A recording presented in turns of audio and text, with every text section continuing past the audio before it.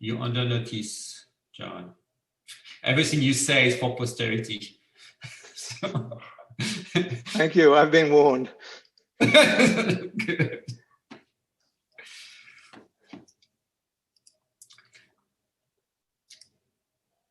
All right. While everyone is joining us for today's meeting, I would like to welcome you and also thank you for joining us to this somewhat unusual time. And as you know, we had about 2 weeks ago, we had to cancel John's lecture, how to make possibilities safe for empiricists.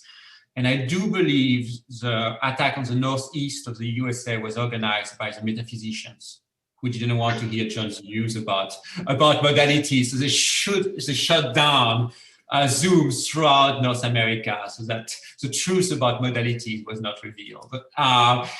Be it as it may, before introducing our speaker, let me remind you of the events next week. On Tuesday, our friend Kevin Zollman from CMU will be speaking about conformity, social networks, and the emergence of pluralistic ignorance. On Wednesday, we have third event of the Cosmology Beyond Space-Time at 10:15 a.m. and Francesca Vidotto from Western will be talking. And on Friday next week, my HPS colleague Paolo Palmieri will be giving a lecture about thermodynamics myth. If you're interested in any of these talks, or if you want to know more about what the center is doing this semester, please go to the center's website and check our calendar, and you'll find links here to register to any of our events. Today it's my great pleasure to introduce someone who literally does not need any introduction. A very distinguished colleague from History and Philosophy of Science, Pete, who is distinguished professor in the department. As all of you know, John is very famous for his work in the philosophy of physics and also in the general philosophy of science. He's been working in the latter area on topics as diverse as thought experiment, causation, induction. His more recent work is actually on induction, and I wanted to flag out his book, The Material Theory of Induction. You can actually find a complete manuscript of that book on John's website, so I really invite you to go there and download the PDF from John's website. And there's actually a special issue of Issues in History and Philosophy of Science that's coming out on the book. So keep an eye also out for that. You can find John's response to his critics also on John's website. But I really invite you to go to the website and download the most recent version of this really wonderful book. John, the floor is yours. Okay, Edward, thank you very much. And thank you everyone for coming. I take it you can all hear me well. Is that? We can. Is that right? Well. Yeah, if you guys want to, if Edward and Shaheen, if you leave your video on, I can see you while I talk, and that makes it easier for me to talk. So good, thank you. Now I'm actually talking to someone. Otherwise, I'm talking to a blank screen. Thank you very much, everyone, for coming. I'm really sorry about the dislocation that happened on our first attempt, and I'm very grateful for the indulgence that you're willing to have a second shot at it. I'll try and make this a worthwhile event for you. Let me explain a bit about the talk, where it's come from. It's new work for me, so I should explain how I fell into it.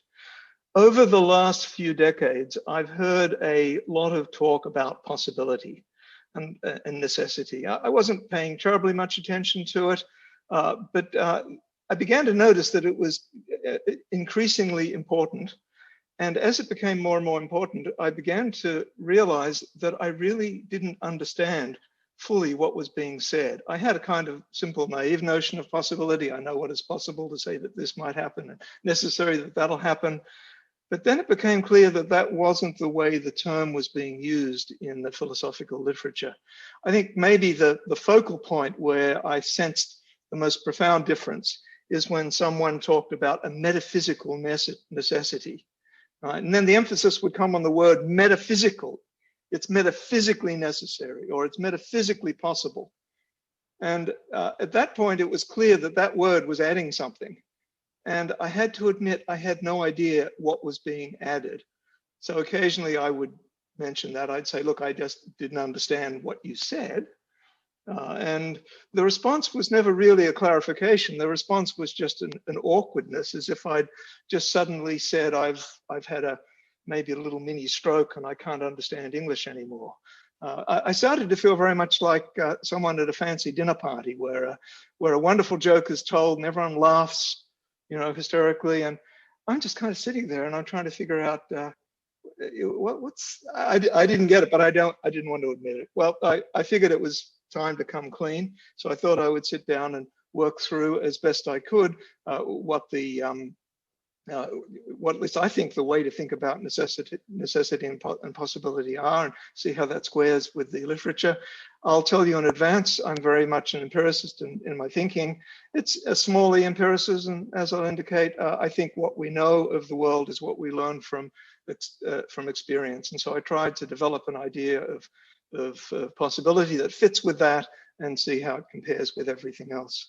There's a manuscript online, it's new work, so I'm grateful if anyone has feedback and responses. I'm inclined to put the epigram in, fools rush in where angels fear to tread, and you might decide that that is indeed very much the case. So let me now turn to screen sharing and I'll start the PowerPoint. Okay.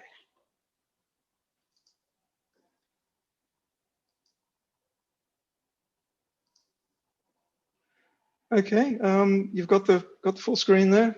Give me a thumbs up if you see it. Yeah, it's working fine. Okay, thank you very much. So there's the title of the talk with of course the correction to the date. Do you see my cursor when I wave around like this? Okay, good, thanks. That'll make it easy for me to point at things. Okay, so what's this talk going to be about? I'll give you a very quick preview so you know where we're going. I'm going to give, as I announced, an empiricist account of possibility. The core claim is going to be the following. There are two notions of possibility, empirical and logical, and they are the only well-founded notions of possibility. Now, I know there are other notions out there, conceptual, metaphysical, nomic, physical, blah, blah, blah. And I'm going to claim that insofar as they add anything, they're not adding anything that has a proper basis. So that's the biggest claim. And as a result of that, I'm going to start to point out that empiricist possibility doesn't behave the way that we're used to possibility behaving in the literature. All sorts of received wisdoms are going to fail. One of them I've indicated here, we're used to the idea that possibility and necessity are duals of one another. Necessary is not possibly not. That's not going to always work anymore. Okay, so that's where we're going. That's the promise. Let's start. Let me begin first with a brief statement of the view, just to get you oriented on where my thinking is. What sort of empiricism am I talking about? Well, this is what I call small e empiricism. It's a very modest empiricism. It says that we can only learn contingent truths of the world by, from experiences of the world, right? So it's not really a strict skepticism that you sometimes attach to empiricism. So compatible with small e empiricism is that we can certainly learn that there truly are quarks, right? Very deeply within the inners of particle physics. Now I'd contrast this with what I call a big E empiricism, and a big E empiricism says that the only contingent truths of the world that we learn are experiences of the world. So we do not learn that there are truly quarks. We might have some other idea about what it is that's going on in particle physics, but we haven't learned truth of the world. So this is the version of empiricism that is motivating everything here. It's a modest version of empiricism. I think it's broadly held, perhaps not universally so. This is not the idea. Okay, so let's then move on. What is empirical possibility briefly? This is the core claim about the nature of empirical possibility. What's possible is what our evidence positively allows, and what's necessary is what our evidence compels. All right, so that's the core idea. If you can hold on to that idea through the talk, things will go well. What's possible is what our evidence positively allows, and what's necessary is what our evidence compels. Now, just a few quick remarks about how that works. So you'll notice that the evidence must positively allow it. So if something's possible, our evidence has to lend some support to it, no matter how weak, no matter how small. Right? There has to be something there in the evidence that's pointing to it. What this means is that we have a relational conception here. All judgments of possibility are relative to some body of evidence. And crucially, we have a gradational idea. Evidential support comes in varying strengths, varying degrees, and indeed it provides a very rich structure. That structure is inherited by possibility. There are all sorts of possibilities from the very weak to the very strong. What about logical possibility? Again, briefly, it's a fairly straightforward idea. Something's possible if its truth is compatible with the meaning of terms in the proposition. Simple example, my tomato is red. Right? It's compatible with the meaning of tomato that it can be different colors, and red is certainly one of them. What's necessary? A proposition is necessary if its truth follows inexorably from the meaning of the terms. So an example is my tomato is a fruit. Right? If the thing we're looking at is not the fruiting body of a plant, it's not a tomato. That necessarily follows. Okay, so let me then move on to what I spent a lot of time doing over the last year or so. The claim is that is all we need if we wish to talk responsibly about possibility and necessity. So the quest was then to see, well, what else is out there? There's a huge literature on possibility. Right? What am I missing? What's in that hasn't already been picked up by what I just said? So off I went. The candidates, roughly speaking, I mean, there are many varieties of this, but this seemed to cover the terrain fairly well. Conceptual possibility, metaphysical possibility, nomic possibility, physical possibility, and epistemic possibility. Now, there are many convolutions here, and so I wanted to narrow down my search to the thing that I care about. I care about possibilities and necessities that are in the world, that are facts in the world. I'm not interested in those that arise from the way we use language. Right? That's a perfectly interesting thing for linguists to deal with, but it's not what I'm interested in. I'm not interested in language. I'm interested in finding out about the world. Also, there's a lot of possibility talk that is attached to thoughts and beliefs. Now, insofar as they distinctively connect to thoughts and beliefs, I'm not interested in them. I'm only interested in them insofar as they are in the world, and maybe those thoughts and beliefs are reflections in the world. And then behind all of this will be the empiricist question. Whatever claim of necessity and possibility comes up, I'm always reflexively asking the question, how do we know that? How do we know that that is the case? So let me start recalling for you how my quest went. Some of the entries here don't require terribly much thought.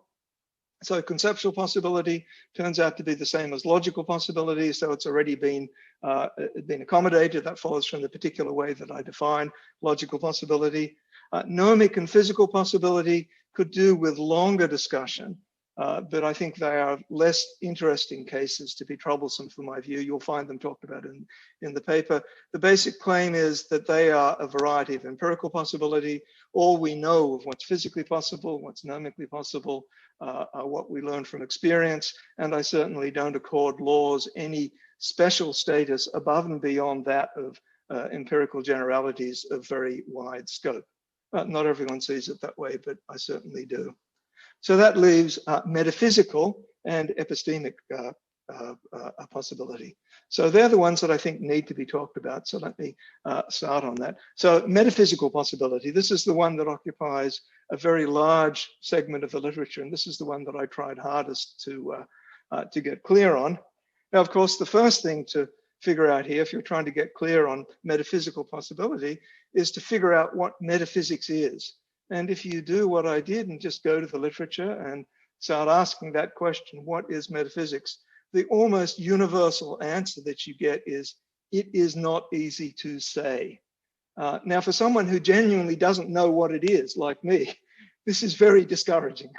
Right, so I'll give you a sample of some of the answers. There's the original Aristotle answer. It's being qua being. If you are an Aristotle scholar, you probably know what its full import is. I'm sufficiently remote from Aristotle not to really get it. I think the best I found was from Peter van Inwagen's Introduction to Metaphysics, in which he defined it as the following. This is the best definition he could find. Metaphysics is the study of ultimate reality. And that's great. That's what I want to know about, ultimate reality. Terrific stuff. Okay, so how does that then factor into talk of possibility and necessity? Well, here's the way it's used. This is Gendler and Hawthorne writing about metaphysical possibility. It is, quote, taken. It is taken as the most basic conception of how things might have been. Here's Kit Fine. It would take more of a God to break a connection that was metaphysically necessary than one that was naturally necessary. I think at this point, excitement is built, right? We have been offered something really terrific. This is ultimate reality, and we're going to get a window onto ultimate reality. Okay, so off I go, and I start reading in the literature on metaphysics, and I'm trying to find out, well, what do metaphysical possibilities look like? It seemed to me that there were three distinct categories of claims that were being advanced here, and I'll go through them one at a time. The first is the claims of possibility and necessity that come out of traditional metaphysics, this tradition that goes back certainly to the scholastics and earlier on. It isn't working very well, is my summary judgment, but in order to see what I mean by that, let's just pick a core example of this type of traditional metaphysics. And this is the traditional ontological argument for the existence of God. It proceeds as follows. It starts with the premise that to exist is more perfect than not to exist, right? You then infer from that that the most perfect being necessarily exists. Well, if you're an empiricist like me, you're thinking, that was quick. And you're thinking, this seems a little bit arbitrary. I can play this game too. So let me just be an empiricist. I'll play the game and let's see what happens. Well, here's my premise. To be more perfect is to be less likely to exist. So what do I think of here? Well, when I experience the world, I find that imperfect spheres are much more likely to be out there than perfect spheres. In fact, I've never seen a perfect sphere.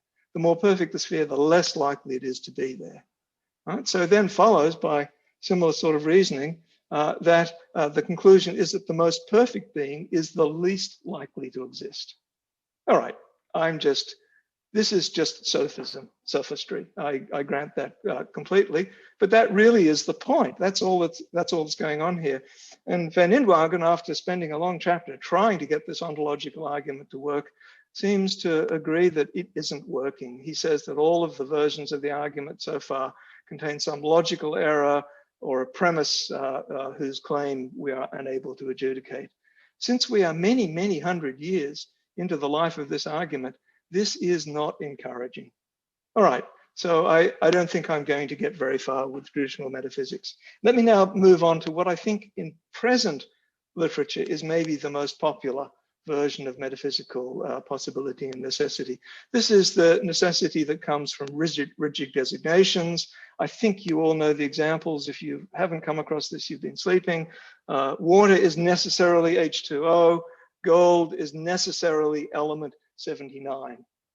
Now, this comes directly out of the work of Saul Kripke, and he's very clear that the notion of necessity here is very strong. He says in naming a necessity that these sorts of examples are necessary in the highest degree, and he attaches them with metaphysics. Right? So this is a notion of metaphysical possibility. I have just never got this. I just don't understand why this is somehow getting us to the ultimate reality so that it deserves the terminology of, distinctive terminology of metaphysics. I can see two sorts of facts here that can underwrite possibility. One of them is an empirical fact. Substances, we have learned through the work of chemists, are best divided by their atomic number. Elemental substances are best divided by their atomic number, and compounds result from combinations of those elements. Now, that's a purely empirical fact. I don't know anything beyond that that would force nature to have to be built this way. I don't think there's a kind of metaphysical compulsion. This is how nature has to be. So that's one fact. It falls fully within empirical possibility. I'm quite happy with that. Then there's a second fact. We happen to call the element with atomic number 79 gold. And maybe as a matter of language convention, we have to do that. I don't know, but this is a convention of language. Whatever possibilities are there are about us and the way we use language. It's not about stuff in the world. So I'm left with questions like this. I'm left wondering, so what is being added here with metaphysical? I've never understood it. And having read a lot in the literature, I still don't understand what is being added. So let's move on. There's a third sense of metaphysical, and this is one that I'm actually very sympathetic to. There's now increasingly a lot of this in the literature. The project is pretty straightforward. Someone goes to the latest science and then asks, what is it telling us about the fundamentals of the way the world is put together? You go to relativity theory to figure out fundamentals of space and time. Quantum mechanics is, I think, the best place to learn about matter. If you want to learn about life, you go to biology. If you want to learn about thought, you would go to cognitive science, neuroscience, and related areas. This is great. This is just the way these should be. These sciences are empirical sciences. And so we're talking, whatever possibilities come out of them, we're talking about empirical possibilities. One example that's quite popular now in the metaphysics of space and time literature goes to the special theory of relativity. If space and time is Minkowskian, as it is near enough in our vicinity, then there's no unique relation of simultaneity across space. It's a rather profound result about the notion of time. There's no absolute relation of simultaneity. So that's fine. We're now doing empirical possibility the way it should be. And if that's metaphysics, okay, it's odd terminology for it, but I can live with it. The difficulty has been that this sort of empirical investigation has gotten mixed up with lots of non-empirical investigations. I'll just give you one example of that. The role that this non-uniqueness of simultaneity has played in the philosophical literature is to support a view about the nature of time, in particular, whether the future is as real as the past. Right? And now at this point, something different has happened, because the thesis that's being supported is not an empirical thesis. Right? There's nothing in experience that is going to separate the case of a real present but an unreal future from a real present and an equally real future. I've worked on this in other places, and as far as I can tell, all that's going on is the attachment of a label real. And people are arguing, how do we attach this label real? But it has no further significance. Certainly it manifests in nothing that we can experience directly. So I want to sharpen that distinction a little. There is a thing that I will call empirical metaphysics, right? And that conforms with empirical possibility. It's simply the consulting of our latest science as to what it is that the fundamentals of the world are. I'd contrast that with non-empirical metaphysics. That's an effort to do the very same thing, determine the way things are ultimately in reality, without consulting our best science, without consulting empirically. Now, I think you can see there's a long tradition of people trying to do this. I'm happy to defend the view that it's been a failure and has been a failure for a long time.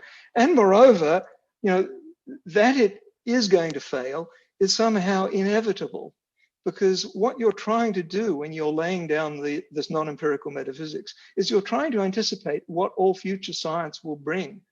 And future science has this awful habit of bringing things that you just don't expect. All right. Okay, so my quest continued. there has to, what am I missing? What am I missing?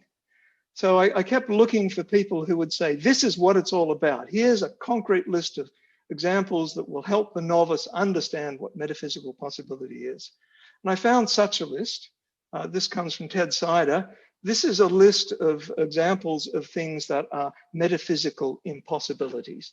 It's a nice list, short, sharp, bang, it's right there. And good, now I can see what they are. So let's go through them one at a time. So the first one that I'll talk about is this one here. It's metaphysically impossible for someone being taller than himself. No, that's just a logical impossibility. We define taller than as an irreflexive relation. If you made it someone being no taller than himself, that's that's true. But it just logically comes from the meaning of taller. What about someone being in two places at once? Well, that's a classic example of metaphysical intuitions, of non-empirical metaphysical intuitions, just not keeping pace with the science. That's a commonplace in quantum mechanics, that objects are in superpositions. They're in two places at once. Electrons are commonly in two places at once. And there's a hefty literature that countenances the possibility of this happening on macroscopic scales. George Bush being a donkey, that's a metaphysical impossibility. Well, that's how you're using the term George Bush. I'm wondering if somebody somewhere has called the cat George Bush. That might have happened. There exist no numbers. That one's interesting. I don't know what to do with it, and I'm just going to stay away from it. All I can say is that this is a burning issue in philosophy of mathematics, and philosophers and mathematicians of mathematics don't seem to be able to come to a single view. If this is meant to be the easy introduction that that slides us into an understanding of metaphysical impossibility, this is not the example to do it with. There exists some water that's not made of H2O. Well, I've already talked about that. Now, there's the one here at the top of the list that you would think to be a slam dunk. Yeah, surely this one's going to work. Well, in one sense, it can work. If you define a square to be a geometric figure that has four pointy corners, yeah, then there can't be a round square because you've defined the thing as having four pointy corners. All right? But what if you don't build into the very definition of a square that it has pointy corners? So as a matter of definition, it can't be round. Well, then something very interesting happens. I was a little surprised when I realized this. I thought, oh God, why didn't I see this earlier? But anyway, let's see. So a perfectly tractable definition of a square is the following. It's a figure that has four straight sides and it's symmetric under a 90-degree rotation about its center. So here's a square, you know where the center is. I'm going to rotate it by 90 degrees and bang, it goes back into itself. That's a, that's a square. Four-sided figure, right, which straight lines map back into itself. Now, is it possible for there to be a round square? All right. Well, in Euclidean geometry, no. But if you go to spherical geometry, if you go to the geometry on the surface of a sphere, then it is indeed possible to have such things. So what does the geometry on the surface of a sphere look like? It's non-Euclidean. And here's a sphere. The lines that you see here are all straight lines in this geometry. So if you want to go from A to B, the shortest path that you can follow is the line that proceeds along the equator. And you can see that ABCD is a circle by the standard definition of a circle. It is the locus of points equidistant from this center O, right? So if I follow straight paths from O down to the equator, right, then the length will all be the same. I'm assuming a perfect sphere. I know if this were the Earth, it wouldn't be exactly perfectly spherical, but let's not fuss with that. Okay, now the punchline, of course, is that this equator, this circle ABCD, also satisfies the definition I just gave for a square. Remember that AB is a straight line, BC is a straight line, CD is a straight line, and DA is a straight line. So we can match up the sides here. So AB and CD in the figure correspond to AB and CD over on this first figure. BC and AD correspond, as you can see, and O corresponds as well. Now, at this point, you might be inclined to say, "Oh, you crazy geometricians, you're pulling silly rabbits out of hats. Why should we care about this in some esoteric geometry? Why do we care that maybe in an esoteric geometry there are round squares?" Well, the reason you should care is that this might not, in fact, be an esoteric geometry at all. Present work in cosmology has narrowed down the possible geometry of space on the largest scale to 3 possibilities. And one of them is that space on the largest scale is spherical, is geometrically spherical, but now of course, in 3 dimensions. And if that is the case, then on the largest scale, not only are round squares possible, but they are actual. All right. So a wonderful example of how metaphysics just has real trouble keeping up with what science keeps delivering. Let's talk about epistemic possibility now. This is the other one. To begin with, it sounds pretty much like the same thing that I've been talking about. Epistemic possibility, empirical possibility. Yeah, it's pretty close. They both in the end pertain to what we can know.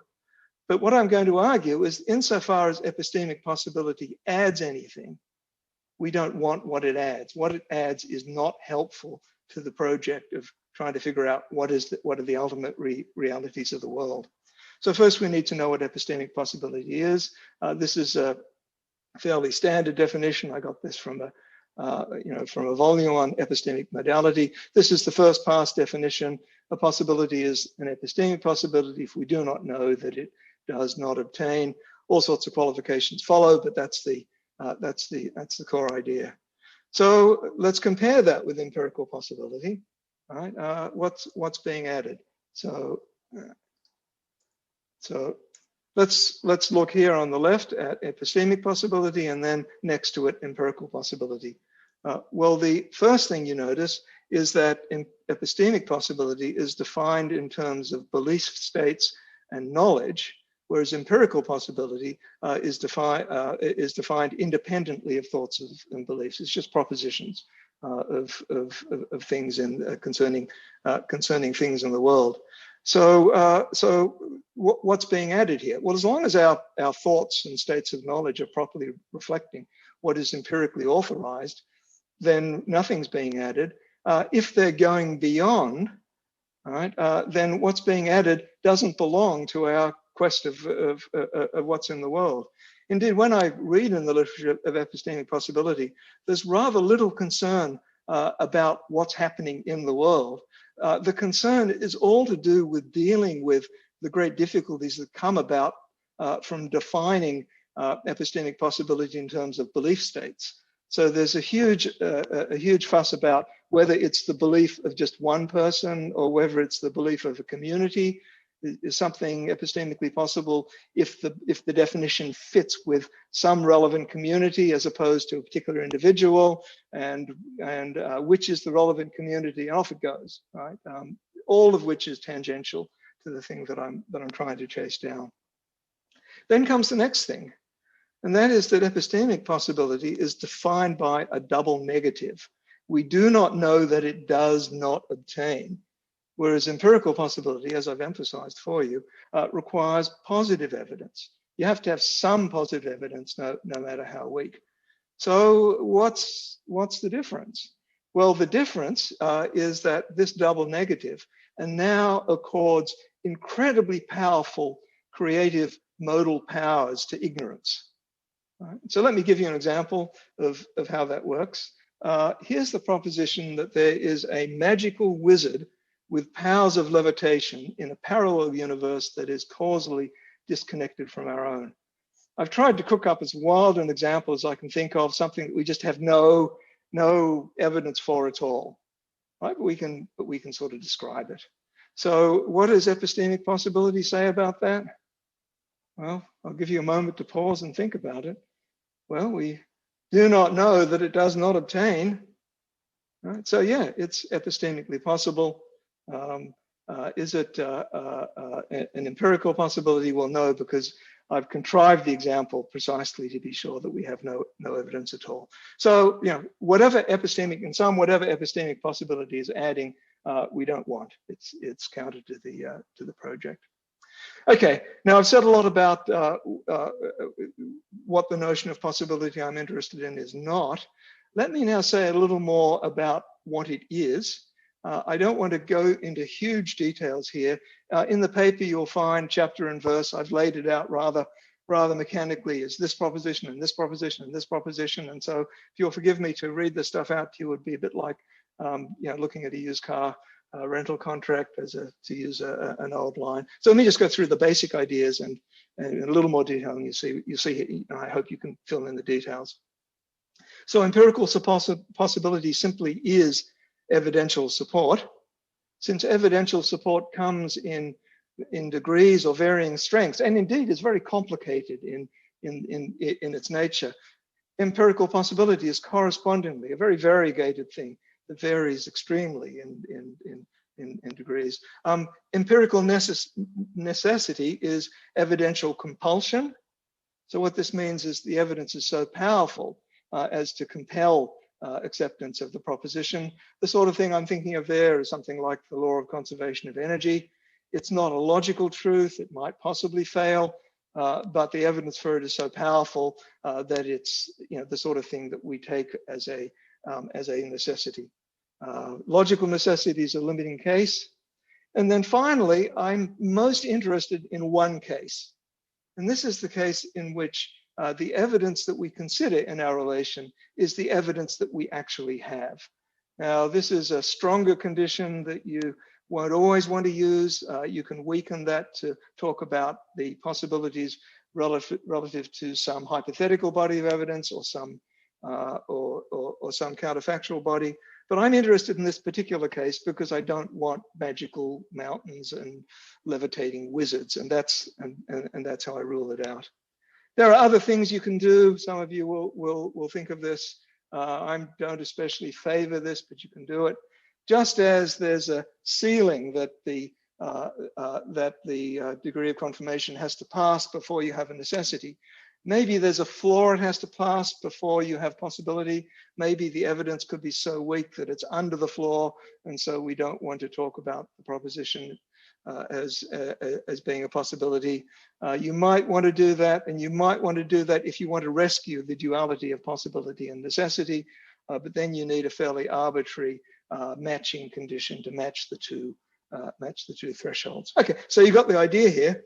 Now I want to move on and tell you some of the things that come out of this. We have lots of received wisdoms over possibility and necessity, and they just start to break down. So let's talk about modal novelties.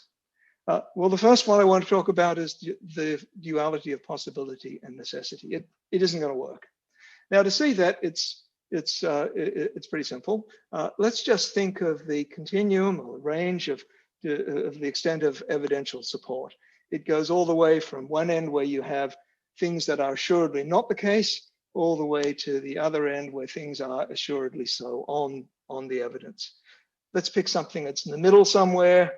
We're now, got some fair degree of certainty that there are Earth-sized planets with one moon near us. We can get that, we can get the extent of that certainty smaller or larger just by adjusting the near part, right? But it's going to be somewhere in the middle.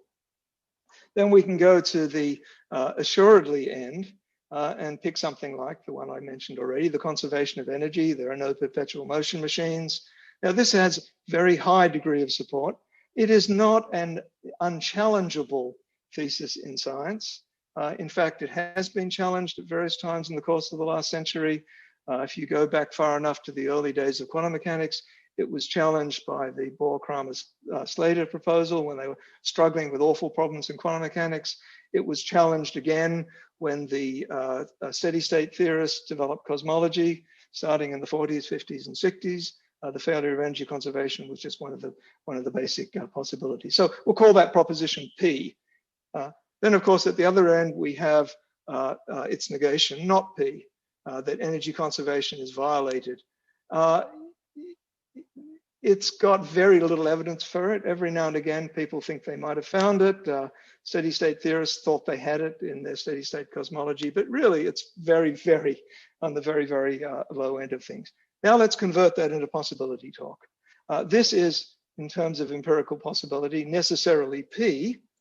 This is possibly not P. And I don't think it takes many smarts in logic to compare that with the duality requirement. The duality is that necessarily P is not possibly not P, or variants of that. You can switch it around any way you like.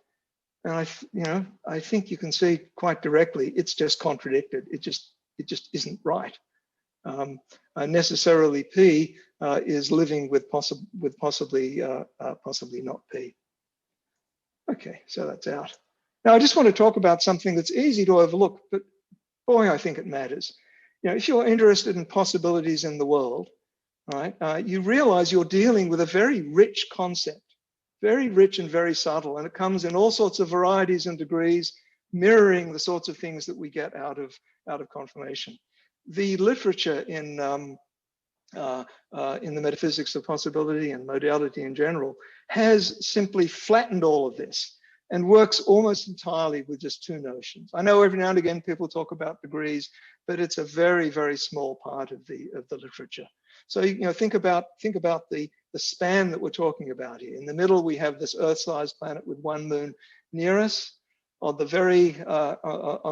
very likely end, we have that there is an Earth-sized. Let me just move this out of the way so I can read it. There is an Earth-sized planet somewhere. Hang on. Okay. Sorry, I'm adjusting things on my screen that you guys can't see. I'm sorry about that. There's an Earth-sized planet somewhere else in our galaxy. Very, very likely there are hundreds of billions of stars in our galaxy, and they seem to have a lot of planets. But then you go down to the other end. People sometimes like to talk about in an infinite universe, everything happens and happens infinitely many often. So in an infinite universe, there's an Earth-sized planet which duplicates as exactly as you like everything on Earth. Well, what's the possibility that that Earth-sized planet is somewhere near us? With very, very unlikely.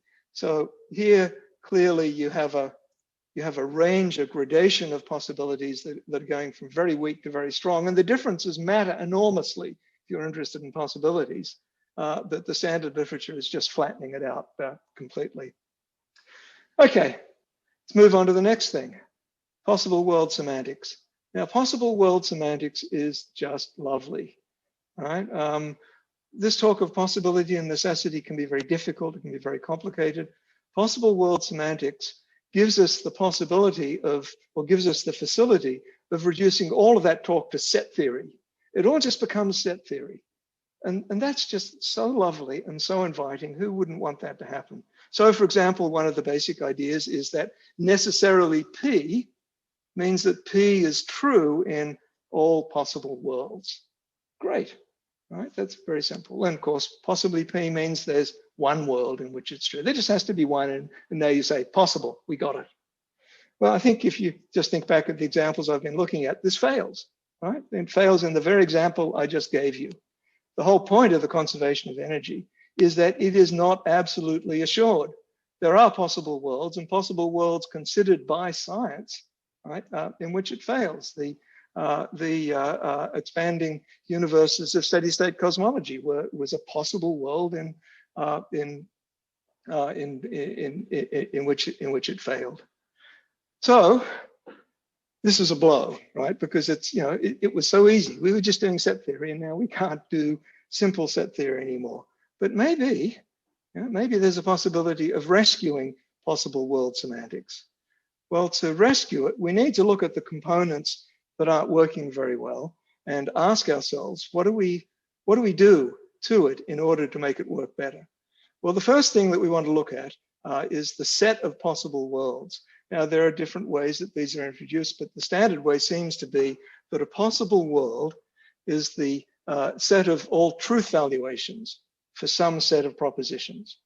Right? Now, of course, the key thing is what set of propositions are we going to use here? I'm interested in possibilities that pertain to the world. I'm not interested in fantasies of imagination. I can easily cook up propositions that are utter figments of my imagination, and then the possibilities are going to be simply pertinent to figments of my imagination. So if I'm interested in the world, the set of propositions has to be restricted in some way that is connected to the world. And well, what's the best way to do that? Well, the only way that I know to do that is that we pick propositions that span everything for which there is some evidence. And, you know, even if very, very weak, that's the set of propositions that I'm going to work with, those for which there is some sort of evidence. Now we have the next possibility, this complete flattening, right? The next element here, the complete flattening of the notion of possibility. Well, some things are more possible than others. We need some sort of gauge of extent of possibility, of degree of possibility. We want to eliminate this coarseness of this yes/no, this binary division that's everywhere. We want different degrees of possibility, maybe for different sets of possible worlds. What are we going to use? Well, I think there's only one candidate, and that is we're going to get our gauge out of the extent of evidential support. Now, this to me seems to be the only way to rescue possible world semantics. You'll see that the simple set theoretic manipulations are now blocked because we need to know all about evidential support. So thinking about possible worlds, as I said, is not really going to be helpful here. But the other thing I hope you notice is that just is empirical possibility. I've done what I could to rescue possible world semantics, and I've turned it into empirical possibility. Okay, so at this point, I think you can see that I'm thinking, all right, it's time to give up. It's pretty clear something has gone very, very wrong in the modality literature. And I'm starting to think, what is it that's gone wrong? Well, people go off the rails in all sorts of different ways. But it seems to me that there's been one persistent driver of this misdirection that has led us off in all the sorts of ways that we're looking at exactly now. And that has been the influence of formal modal logic. It's had a powerful influence on the way that we think about modalities, and it has not been a good influence. I think it's been quite harmful. So let me tease out, I'm trying now just to understand, how did we get here?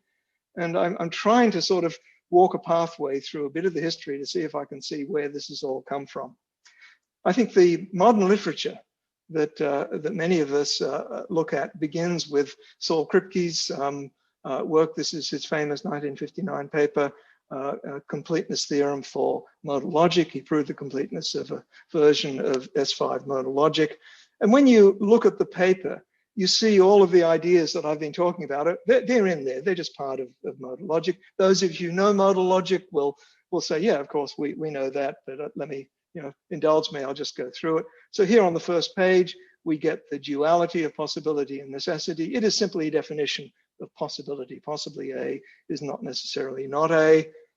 What about possible world talks? Well, I flipped to page 2. Here's the definition of truth in this particular version of S5. You'll forgive me if I don't read the whole definition to you. Fortunately, Kripke himself gives us a quick gloss that happens down here. The basis of the informal analysis which motivated these definitions is that a proposition is necessary if and only if it is true in all possible worlds. All right, so that's the gloss, and I think, well, you've just seen that's one of the driving ideas for metaphysical possibility. So ought we now to take this idea from modal logic and import it over to a notion of possibility that applies to ultimate reality? Well, I'll take advice from someone who I think is in a position to advise us here. And this is Lewis and Langford. It's in their work in symbolic logic that the modal logic S5 was first introduced. And if you look in there, you'll find they actually had quite strong views about this. So these are the pages on which those views are laid out. I know you can't read that, so I've extracted out the core claim. So the first thing is that they're very clear about this. The notion of possibility that is represented by diamond P is an absolute purely logical notion. Has an absolutely purely logical meaning. It means logical conceivability or the absence of contradiction. It fits well enough with the notion of logical possibility that I've that I've already talked about. Is that where they finish? Is that all they're going to say? No, they realized that there was a possibility that you might drift off into other notions. And so they include in that discussion the following: a second and colloquially more frequent meaning of possible, impossible, and necessary has reference to the relation which the propositional thing considered has to some state of affairs, such as given data, or to our knowledge as a whole. All right? And is that what they're talking about? And they are very clear. No, that is not what this logic is about. All right? It is the more important to understand that distinction of these two meanings of possible, impossible, and necessary, because frequently they are confused, even by logicians, with the consequences which are fatal to the understanding of logical principles. So, what's going on here? Is this something that Kripke's done? So I go to the Gospel according to St. Saul and try and figure out what's happening. I found it rather difficult to understand exactly how he was putting the ideas together, but he does start off with some autobiographical reminiscences. And, he says the ideas in naming and necessity evolved in the early 60s. This is at the same time as he's doing his work in modal logic. And then he tells us that he was inspired by seeing results in the formal logic, which he would then recapture in the more general notions of necessity and possibility that were being implemented and being discussed in his naming and necessity. Well, I suppose it's one thing to use modal logic as a kind of prompt, as a suggestive device that would that would maybe help you get started in understanding what is in the full analysis going to be a much richer and much more complicated idea. We would hope, of course, that no one is going to mistake modal logic simpliciter, for metaphysical possibility. That no one would think that treat modal logic as metaphysics. I take it we agree, but unfortunately, not everyone. Not everyone sees it that way. So the thing that I just described is exactly what Timothy William does in his book Modal Logic as Metaphysics. He essentially reads off directly the idea of rigid designation from the structure of the logic. So what does Kripke think of all of this? I really don't know. I don't know how to read him. My sense is of someone who has created something and is a little horrified by what he's created. So you'll find if you read in Kripke, the following disclaimer. He says the term possible world may also be misleading. Perhaps it suggests the foreign country picture, right? And then he goes on and talks about that a little bit. Kripke experts will know this much better than me. The apparatus of possible worlds has, I hope, been very useful. As far as set theoretic model theory of quantified modal logic is concerned, that has encouraged philosophical pseudo problems and misleading pictures. So I don't know how to put all that together. But I'm going to summarize for you what I think the problem has been. If you are working in a modal logic and you want to do things like prove completeness, you have a formidable mathematical task ahead of you, and you are going to simplify things as much as you can in order to secure the result. And what do those simplifications look like? Well, one of them is this one. You're going to say, as Kripke did, that necessary is just the same as being true in all possible worlds. It's going to make it a great deal easier for you to prove completeness. Then what about the different senses of possibility and necessity? Well, if you start giving them the richness that I think possibility has in the real world, you'll be so buried you won't be able to prove anything. So you coarsen down to a very simple idea of possibility and necessity. That keeps the logic tractable. So what about this duality of possibility and necessity? Well, these sorts of dualities are very familiar in formal logic, and they're easy and they work well. The duality of possibility and necessity is mimicking the duality of universal and existential quantification, and the semantics of the two are very, very similar. So if you have that duality, you're in familiar ground and you can proceed. But what has happened, of course, is that we have conveniences here, conveniences that help you prove completeness of a modal logic. And somehow they've been elevated as the founding truths of modal metaphysics. Right? I think you can see that they don't work that way. They simply, they are the grossest of simplifications, and they should be recognized as such. And they really only give you the first step, the first limited step towards what the towards the study of ultimate reality. If you think that the very small set of postulates in S5 are rich enough to carry all we need to know about the notion of possibility in the world, you have a very thin notion. Okay, so that's enough. I should wind down. I've been going for 50 minutes, and you'll be relieved that I'm winding down. I'll remind you of what I promised, and I hope you think I've at least come some way towards delivering, giving you an empirical count of possibility. I've described the two notions, empirical, and logical possibility, that I think are all that we can reasonably talk when we're talking about we're talking about possibilities in the world. I've argued that the other senses don't provide anything more, and that we really need to rethink the standard machinery that we're using in talking about possibility. It doesn't work.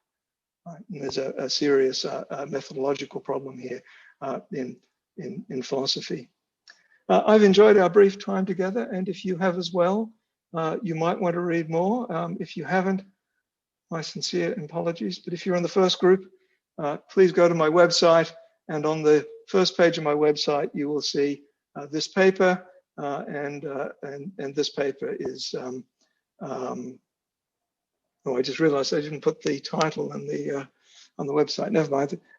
This paper is How to Make Possibility Safe for Empiricists, and you'll find pretty much everything that I've said there. And what else is there to say? All right, thank you, John, for this great talk.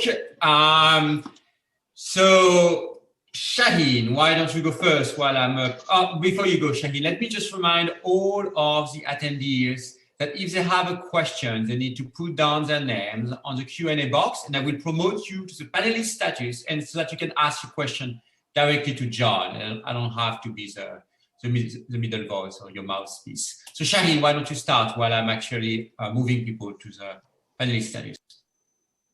Okay, thank you. Thanks, John. So I was going to ask two questions, but one was just sort of a bit of frustration that I was hoping for more of your positive account, and it came at the end, and I was still longing for more. I was especially puzzled as to what positively means when you say the evidence positively allows something. Is that doing anything there, or is it just a nice thing to say? And also, what does it mean for evidence to allow something, as opposed to, is it just logical consistency, like something is logically consistent with the evidence, or does allowing, is this some sort of a thicker notion? So that was just sort of clarificatory. My other Can I answer? It gets, if you pile on too many questions, I lose track of them. Okay. So first, it's the first time in my decades of giving a talk that someone wanted more. Thank you. Positively, it just means more support than none at all. So you want to know, but then you better give me an account of confirmation and so on. And yes, I've written one book and I've got a second in the works, and go there. And the answer is very, very complicated.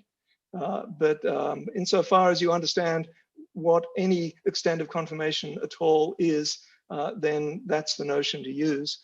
For the allows, I'd have to see the sentences to know which one, but plausibly the allow would be the same as just positive support to any degree. Okay. Okay. So my other question is sort of more of an objection, if you'd call it that. But so I'm more of a pragmatist than an empiricist. I think that the concepts are good when they're useful. If they are potentially useful anywhere at all, even if they're not currently useful, then they're good concepts. And so I'm not particularly concerned if they can be traced back to pure experience or not, as long as they're useful. And so what I understand from metaphysical possibility is the idea that if you were to have certain synthetic truths, certain contingent truths that are not logically necessary, that are nevertheless not subject to empirical revision for whatever reason. If you had certain propositions that were contingent, but they were prior to empirical investigation, they needed to be secured in order for empirical investigation to even get off the ground. If there were such things, those would be metaphysical necessities. And Kant thinks there are, right? And a lot of people think there are. But doesn't matter if there aren't. I mean, we might find out that that set is empty. There is no such thing in that set. But it's still a useful concept. I would want to keep it around. And I would want to play with it once in a while and see if there's anything in that bucket. Okay. I mean, you know how I'm going to answer this already. I'm not a Kantian. I don't think there are synthetic a prioris, and the empiricist tradition is based on that. If you are a Kantian, then I fully understand you will disagree with what I said. But then now of course the challenge is, okay, you say there are synthetic a priori propositions. What are they? But I'm not saying there are. That's entirely my point. Is there don't have to be. You're saying they're possible, but you know, how many hundred years after Kant you can't display one? I'm saying the concept is useful because it might turn out that there is something in that bucket. Okay. So yeah, you're not being a good empiricist when you say, I know now, right now sitting here, I know a priori there will never be anything in the bucket of metaphysical necessities. There will never be anything in the synthetic a priori bucket. How can you know that? Maybe there is something there. I'm more of an empiricist in that regard. I'm empiricist with respect to philosophy. Maybe we'll discover that there is such a thing there. So the concept of metaphysical necessity is useful, and it's good to keep it around and talk about it, even if currently we think it's an empty set. We're going to disagree. I'm sorry about that. So let me move to the first part of your question, where you talked about something that might be pragmatically useful, some proposition that might be pragmatically useful. You're talking to empiricists. So if it's pragmatically useful, it's going to have some value in empirical science. And if it has some value in empirical science, then we have empirical access to it. You're supposing that there are such propositions to which we don't have empirical access, but are nonetheless useful in empirical science. I'm challenging you to present me such a proposition. I understand it has been the idea that these things do exist has been a Kantian tradition going back hundreds of years. I need to see one. I mean, you've got to. Yeah. Shaheen, I will intervene. There's actually quite a long queue already, and so I think we need to move on to the next question. To be continued is the answer at this point. Adam, the floor is yours. Shaheen and I talk a lot, so yes, it will be continued. I'm sure you do. Adam, the floor is yours. Go for it. Thank you, and thanks very much for the talk. I really enjoyed listening to it. I have a naive question and a technical comment, which I think are both pretty short. So I'll start with the technical comment. Thinking about formal modal logic, as you directed our attention to at the end, and thinking about what are the possible worlds, and you suggested that we should want to pare those down. Of course, formal semantics for modal logic has an apparatus for paring down the set of possible worlds in the accessibility relation. And if you look at sort of modern work, which is attempting to actually make contact between modal logic and notions like evidence and so on, it's more sophisticated, of course, than the sort of early historical work. I mean, you might say there's a modality that represents what the evidence compels. And of course, it has a dual, logically speaking, but you might agree that, yeah, the dual is not what we want by possibility. The notion of possibility is a different modality. We need a bimodal logic to represent these two senses of what are maybe called necessity and possibility, but aren't logically dual to each other. So I think the literature, both on the epistemic side, which I'm more familiar with, and also sort of moving out into areas of evidence and justification, are attempting to bridge some of that gap that you're pointing to. Maybe not in precisely the ways that you're describing, but I would say no one really thinks that S5 is the end of it, and that's the logic of necessity and possibility. I don't know if you have that was just a technical comment. Yeah, no, that's fine. If what you're telling me is that the literature is moving where I think it should go, this is good news. Yeah, so maybe not in the specifically empiricist direction you think it should go in, but it's certainly the formal groundwork is laid to fully accommodate that type of perspective, even if the actual people who are doing it aren't using those intuitions to drive their formalism. Well, insofar as they're not doing it that way, they're mistaken. What can I tell you? All right. So what do you expect me to say? No, I think I'm just saying that I think there's a way of taking your insights and still doing them as a modal logician would do them. I don't think those are incompatible. Good. And so my naive question then goes back to the sort of first part of your talk, which was you distinguished, one of the ways you distinguished empirical and epistemic accounts of necessity and possibility was that in the empirical side, you said it was independent of thoughts and beliefs. And this maybe goes back to, touches on what Shaheen was saying. I'm curious because your definition of empirical possibility makes reference to this notion of positive evidence. So it seems to me that whatever your notion of positive evidence is must be independent of thoughts and beliefs to maintain the previous distinction. So this is where my naivety comes in because I just don't know that much about literature, but I was hoping you could say a few words about this concept of positive evidence, which is somehow fully objective and doesn't depend on, my prior or my thoughts or beliefs or anything like that. Having the book that Edouard mentioned is 16 chapters long, and it does exactly that. I can talk at great length about it, but maybe so I'm trying to figure out what I can say that would be useful at this point. There's a tradition that thinks of evidence in Bayesian terms, and recovers evidence out of subjective probabilities, right? And so you think of evidential support as parasitic on beliefs. I argue very extensively against that view. I think it gets things the wrong way around. I think the thing that we ought to be explicating is a mind-independent notion of evidential support, right?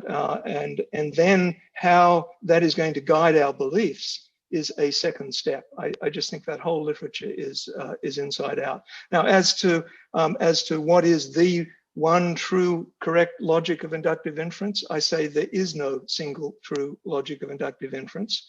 Rather, what happens is that each domain in the world has its own authorized inductive moves, and they are authorized by background facts, and they are mind-independent matters. The true facts have to be doing the authorization.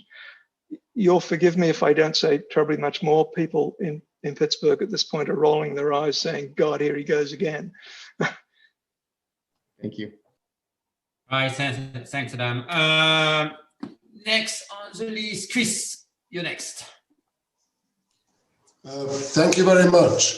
So maybe the answer to this question is also going to be that I should read the book, which I'm sure I should read. Okay, next question. Let me ask it anyway. But why? You've already got the answer. I don't get it. but maybe there is a more informative version of the answer. So one thing I worry about a little bit is, and maybe this has to do that also with the fact that I don't fully understand the notion of positively allowing that. On the one hand, sometimes towards the end, I think you said something like possible is whatever we have evidence for. Now that seems to be too strong because it suggests that it's impossible that the world is made of strings, for instance, because there is no evidence for that. Or before we pointed our telescopes to the moon, it was impossible that the moon had a rocky, bumpy, uneven surface or something like that. And it seems that would be ruling out many things that we would rightly consider even serious scientific possibilities. On the other hand, if it's just being consistent with, then I don't see how you rule out cases like, you know, the wizard you brought up, or any sort of funny things, which surely are not ruled out by the evidence we have. They're consistent with the evidence.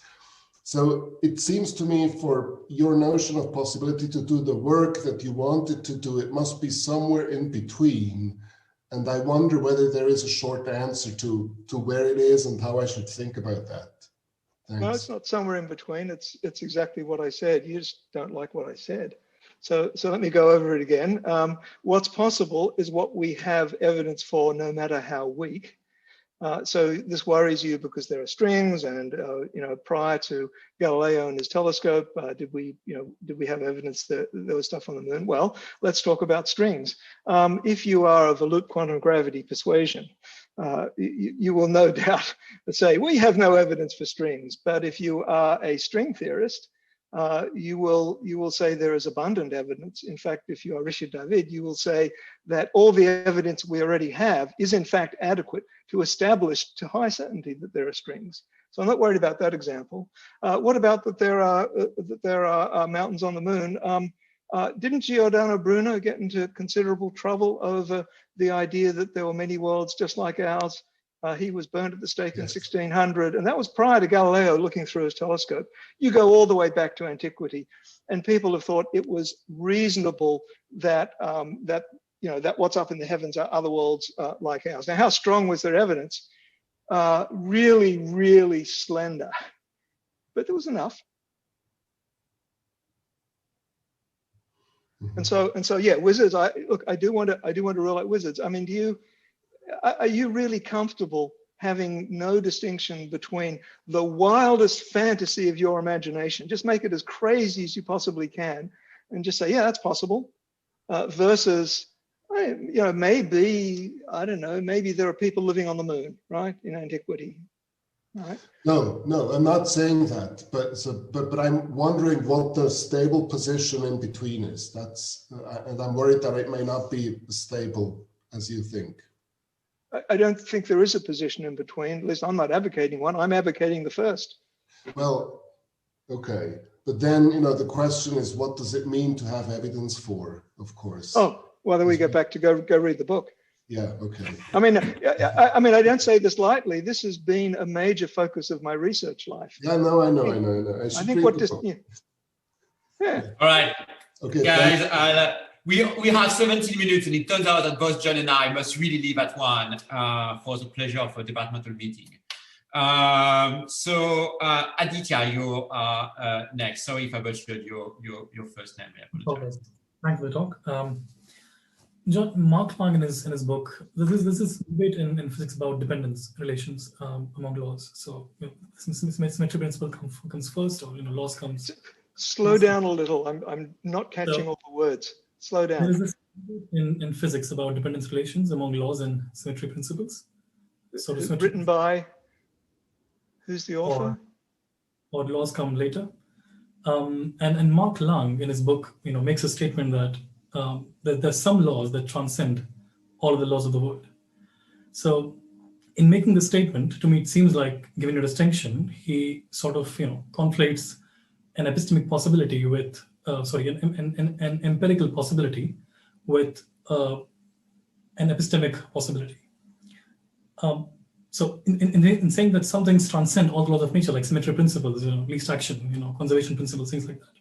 So what do you think that we are justified just because we have evidence of, you know, a law being true in our world, like conservation law? Are we justified in saying that, you know, it is also true in all possible worlds? Just because, you know, our fantasy doesn't allow for thinking about any other kinds of, you know, symmetry principles or conservation principles, is that justified? No, it's an empirical matter whether energy is conserved. It's an empirical matter whether the sorts of symmetries that you're talking about, I mean, I don't know exactly which symmetries are at issue here, but the presence of a symmetry is an empirical matter. And we certainly have a full understanding of what it is for them to fail. They do fail sometimes. I think maybe the most striking one was the failure of parity in particle physics, in the weak interaction. It seemed as though all the interactions were invariant under parity transformations. We had very strong evidence for it. We didn't have decisive proof, and we couldn't have had decisive, logical proof at the level of logical necessity, because of course there turned out to be experiments that violated it. So yeah, I don't see in conservation laws, in the symmetry principles that have proved to be profoundly useful all the way through physics, I don't see anything more than empirical regularities that enjoy an incredibly high degree of support. Are they true in all possible worlds? Well, if you define possible worlds in the way that I did, no, they aren't true in all possible worlds. Energy, I take it we think that the evidence for steady state cosmology is at this moment extremely thin. Right? The steady state cosmologists held on for a long time, and they kept cooking up more and more stuff. It's now at the point where, boy, it's really bad, so that no one takes it seriously. But if you're counting that as a possible world, then then energy conservation is not true in that world. Great, thanks. Thank you very much. Next one is, I believe, Siddharth. The floor is yours. Thanks. So my question is about, in the early part of the talk, you considered some of the examples of metaphysically necessary or statements that the literature uses, and then you don't find them persuasive. So I worry that perhaps you're dismissing them a little too quickly. So let me sort of try to say something about that. So let's take, so you have this list of examples from Ted Sider. And so if we take an example like George Bush is not a donkey, right? And then you said that it seems like a linguistic matter. Of course, we could have called a donkey George Bush. But the standard clarification in that literature is that we're not talking about the name George Bush. We're talking about, when we use that sentence in the context, we're talking about George Bush. We're talking about the guy in the world, right? And that guy in the world couldn't have been a donkey. So, and this standard clarification, I think, applies to many of the other examples that you sort of dismissed. Like when you considered whether there could be a round square, you said, well, you could have this definition of a square, and then, in this kind of geometry, that you have a square that's round. But again, they'll say that, no, what I'm saying is, in this context, in an ordinary context, when I use the sentence, there can't be a round square, the statement that's being made is that, the square, as it's sort of understood in ordinary language about a two-dimensional Euclidean figure, that thing can't be round. So the sort of, I think the distinction here is between a sentence and the statement being made by that sentence. And the statement being made by that sentence is the object of which necessity or possibility is being predicated. So I just wanted to make that clarification and see how you respond. Well, I just disagree with both points. So how do you know that the guy that we're talking about is not a donkey? I mean, how do you know this? I mean, at this point, I don't know if that's a dispute that we can. I mean, can I suggest it is indeed an empirical matter, but one for which the evidence is extremely strong. On the square, on the example of the square, if you take the ordinary talk about a square, right, then the definition that people will normally give you is, well, it's 4 straight equal sides and 4 pointy corners, right? If they just say 4 straight sides, that's not sufficient. You need to have 4 straight sides and 4 pointy corners, and even then you need to say something about all the angles being the same. So the way I presented it was, I said there's one way of talking about it in which it is a logical necessity, and that's the way that you're talking about it. But I said let's be a little kind here. Let's open it up so that the definition does not automatically preclude circle. And so I said 4-sided figure bounded by 4 straight lines with a rotational symmetry, right, of the right type. And then I said if you open it up and you're kinder, you get that there are round circles. Should I can I come back, Edward, or should I not? In the interest of time. I think in the interest of time, I think we're going to have to stop it here because we have Okay. 2 more questions. And Nick, you're next. Yeah, thanks for this talk, John, which was great. And I'm very sympathetic in a lot of ways. So there's, I think, well, there were actually a number of points I would want. I'll probably write to you, I guess. But in the kind of arguments you're giving seem to me there to be 2 kinds. One is, look, I'm only going to accept definite accounts of probability that are empiricist respectable. So, that involves sort of, I can appeal to logic and then whatever else the small e empiricist is willing to appeal to. And there are another kind of arguments that just, look, this is the kind of possibility we get out of this account, say an epistemic possibility, is just kind of crazy and useless. So it's really on the first kind of argument that I wanted to sort of push. And I think if the claim is that your empiricist possibility is the only kind that can be defined in a respectable way by the empiricist, then that I don't really agree with. And so an example that's sort of near and dear to my heart is the sort of analysis you do when you take the state space, say, sort of in statistical mechanics, or another case I kind of would look at is many particle quantum mechanics, and you ask whether, principle of identity of indiscernibles holds for it.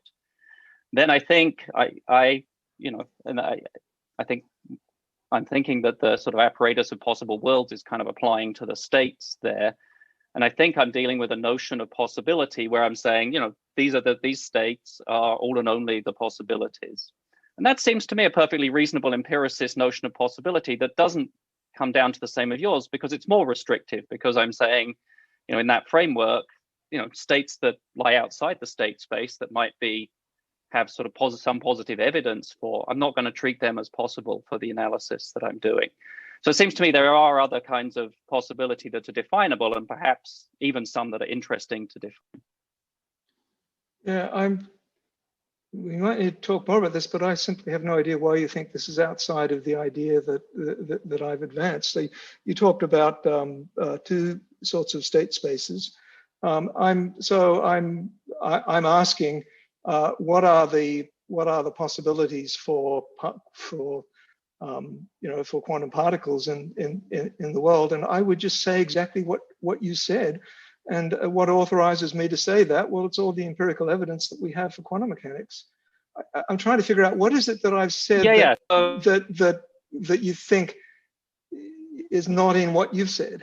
So, for instance, when I restrict the state space that way, I'm taking it as not possible that a pair of electrons could be in a symmetric state.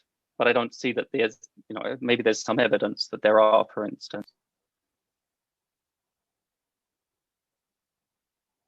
Placing further restrictions on what is sort of possible, and that seems like the game I can play, and then let me ask why you're doing that. If you don't really know it's the case, why are you doing it? Well, because we have good evidence that all electrons are in antisymmetric states, but it's not necessary. It's possible that they're not by your criterion. So you're just exploring that subsector, and you have good evidence for that. And there's another sector outside of it, which has possibilities in it, and what decides where we go is the evidence. I'm not sure what you heard me to say that would dispute that. So I'm going to say things about what's possible and what's necessary that are true for that sector, but not true for everything that you count as possible by your definition. You would say, insofar as we restrict ourselves to quantum state spaces in which there are no paraparticles, was it paraparticles that you're ruling out? Yeah, okay. Then such and such necessarily follows. Yeah, okay. That's a nice if then. In fact, it sounds like a logical necessity to me at this point. But so it seems to me, but that restriction is not something that's sort of built in, because so what am I supposed to be thinking? That if the evidence were such that it had to be this way, because the evidence isn't that it has to sort of be such and such a way. So I see what you're saying. I'm changing the kind of scope of what I think, what I think of the range of possible worlds. So the only way for you have to do that is to sort of hypothesize a different body of evidence that does it for you. I don't see how I can just do that by hand.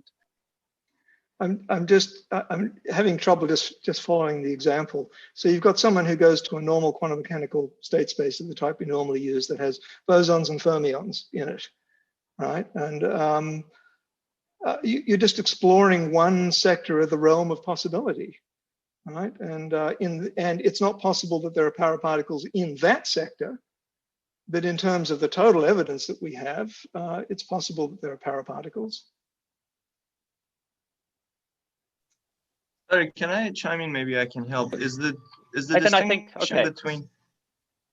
Shaheen, let me go on. We only have 5 more minutes, so Shaheen, Nick, do you want to? I think I'll just say then I think it's okay. Then I think you're letting me kind of define by saying I can restrict in that way. There are other ways, other sort of empiricist respectable kind of notions of possibility, sort of possibility with respect to this particular state space that I've set up, for instance.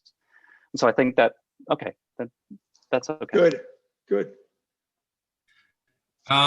Chris, do you want to have the last question before we end up this Yes. meeting? Thank you. Yeah, Siddharth kind of took the question I had, but I think I thought of another one. So, John, what about cases in which you're dealing with physical theories, or I should say interpretations of a physical theory or a bit of mathematical formalism that are empirically equivalent, but that have different ontologies? So, for example, in the context of the literature on special relativity, some people claim, maybe you'd resist this, that the sort of standard Minkowskian interpretation of special relativity is empirically equivalent. I mean, there are some people who resist this in the literature, to a Lorentzian interpretation of special relativity, which, as you know, required some heavy-duty metaphysical stuff, kind of metaphysical true time, and so on and so forth. Now, if you don't like that example and you think, as some people have maintained in the literature, that the Lorentzian interpretation is actually not empirically equivalent to the Minkowski interpretation, then as you know, there are other things to which I can appeal. For example, the Bohm-de Broglie interpretation of non-relativistic quantum mechanics. I know there are issues about making it relativistic, over against the sort of, say, orthodox Copenhagen interpretation. So here, there's a difference in ontology, to be sure. A good case can be made that the Bohm-de Broglie interpretation of quantum mechanics is empirically equivalent to the orthodox interpretation. But there's something in the ontology here that suggests a metaphysical, at least something that you might think is metaphysically possible, but it doesn't look like there's some distinctive kind of empirical evidence or justification that could, distinguish the Bohm-de Broglie interpretation over the Copenhagen interpretation. Okay, that's my question. Okay. Thank you for the time. Yeah, pretty easy to answer. First, you're moving far too quickly from empirical equivalence to equally supported evidentially. That's a common mistake in the literature. A lot of us try to argue against this. The fact that two theories have the same empirical consequences in no way means that they're equally well supported by the evidence. For a stark example, think about ordinary geology that tells us of an ancient Earth that goes all the way back to, I don't know, millions of years, and the idea that the world was created 5 minutes ago with all of the fossil records, you and me with all our memories intact. They both, by design, have exactly the same empirical consequences. I hope you agree with me that they're not equally well supported. And that is indeed the model when it comes, and that is indeed the way to think about the special relativity Lorentz ether case. They have the same empirical consequences, but they're not equally well supported. And this is, this is just a standard in, in physics. The difficulty with the Lorentz theory is that it posits a state of rest that by design is beyond empirical determination. And this fact is taken, has been taken routinely and correctly so by generations of physicists to indicate that the theory is defective. It posits, it keeps insisting, there's this thing there, trust me, but no experiment that you do will ever tell you where it is, right? Or which of all the states of motion it is. And so in terms of, now you can argue whether that is a correct understanding of the evidence. It is the standard understanding of the evidence, and that's how it fits into my theory. The evidence favors the Einstein theory very strongly. Might it still come about through some who knows what crazy experiment that an ether state of rest would be revealed? Yeah, it's possible. But the evidence that such a thing might be the case is very, very slender. One thinks, for example, about measurement collapse in quantum mechanics. Were that to be a true process on just one preferred hypersurface, then maybe that would provide us evidence for an absolute time. So I think it all fits my thinking. We have very strong evidence for one, very high on the possibility scale. We have very slender evidence for the other, it's very low. But I'm curious as to whether or not in the Lorentz-Minkowski STR case, I'm curious as to whether or not the principle that is commonly invoked to privilege the Minkowski interpretation over the Lorentzian one, the principle that you seem to be presupposing when you motivated the standard interpretation, or you motivated a rejection of the Lorentzian interpretation, that, hey, the Lorentzian interpretation posits this epistemologically isolated thing, right? I'm wondering whether or not that's something you as a proper empiricist have the right to, or whether you're just borrowing rationalist capital. So you can wonder, wait a minute, where does this principle of evidence come in? Come on. What motivates it? You're launching off into the stratosphere here, and the answer is very simple. Not at all. You are mistaken in that thought. Not at all. Go ahead. You are mistaken in that thought. Guys, let me just intervene. John and I must go to a wonderful departmental meeting right now. So we must have this talk on this high note. Thank you, Chris, very much for this exchange. And thank you all to the audience for attending John's talk and for the challenging questions. We will see you on Tuesday for the next lunchtime talk. Have a good weekend, guys. Bye.